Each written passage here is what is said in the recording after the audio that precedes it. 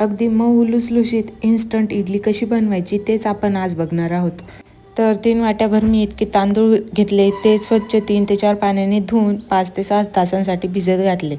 त्याच वाटीने 1.5 वाटीभर मी इतकी डाळ घेतली उडदाची, ती पण 2 ते 3 वेळा धुवून मी भिजत घातली 5 ते 6 तासांसाठी। जितके तांदूळ भिजतील तितके डाळ पण भिजत घालायचे।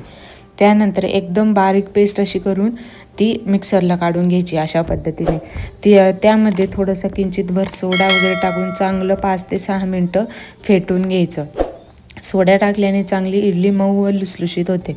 त्यानंतर लगेचच आपण इडली पात्राच्या भांड्यामध्ये इडली टाकून मस्त अशी इडली 10 ते 15 मिनटं शिजवून घ्यायची। तर तुम्ही बघू शकता अगदी मऊ व लुसलुशीत अशी इडली तयार होती, कुठल्याही 2 दिवस अगोदर तयारी न करता। मी एकाच दिवसामध्ये तांदूळ व डाळ भिजत घातले आणि त्याच दिवशी काढून घेतले, लगेचच फर्मेंट वगैरे करायला नाही ठेवलं। तुम्ही बघू शकता अगदी मऊ लुसलुशीत अशी इडली तयार होते। व्हिडिओ आवडल्यास व्हिडिओला लाईक, शेअर, सबस्क्राईब नक्की करा।